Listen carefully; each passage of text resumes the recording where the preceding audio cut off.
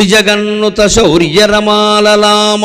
ఆయన పరాక్రమం ఎటువంటిది అంటే 3 లోకాలలోనూ అంతటి పరాక్రమవంతుడు మరొకడు లేడు. రామరావణ యుద్ధం ఒకరోజు 21 రోజులు జరిగింది అని అంటారు. రామరావణ యుద్ధం ఆ 21 రోజుల్లో ఒక రోజుని రావణాసురుడు దొరికాడు. చివరిలో రాముడికి చంపేయవలసిన వాడు కూడా వదిలిపెట్టాడు.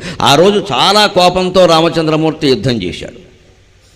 ఆ యుద్ధం ద్వంద్వ యుద్ధం. రాముడు రావణుడు మాత్రమే పోరాడుతున్నారు, మిగిలిన వాళ్ళు ఎవరూ లేరు. ఆ బాణ పరంపర రాముడు వేసేది రావణాసురుడు వేసేది ఎలా ఉందంటే మిగిలిన వాళ్ళు అక్కడ పొరపాటుని 1 మైల్ దూరంలో ఉన్నా చచ్చిపోతారు అన్నట్టుగా ఉంది. ఆ సవ్వడికే చచ్చిపోతారు అన్నట్టుగా ఉంది.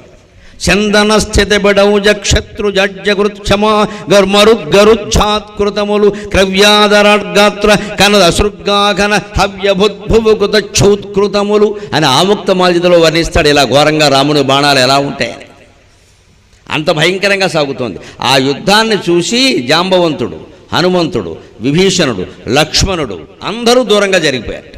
అంతటి పరాక్రమం రామచంద్రమూర్తి. అప్పుడు సుగ్రీవుడు అనుకున్నట్టు దూరంగా ఉండి చూసి, అయ్య బాబోయ్, ఈయన నాకు మిత్రుడు కాబట్టి సరిపోయింది, వాలిలాగా ఈయనతో శత్రుత్వం పెట్టుకుంటే నా పని ఏమయ్యేది, ఇటువంటి వాడితోనా ఈయనకి నేను యుద్ధం చేయాలా, పని లేక ఆయన చేసుకోలేడా, అసలు ఆ పరాక్రమం ఏమిటి, ఆ వ్యవహారం ఏమిటి, ఇంతవరకు మనకి చేసే అవకాశం ఇచ్చాడు ఆయన, లేకపోతే మనమేమిటి, ఈయనకి మిత్రుడిని కాబట్టి సరిపోయింది, శత్రువు అయితే నా పరిస్థితి ఈ పాటికి తలకాయ లేచిపోయేది అనుకున్నాడు.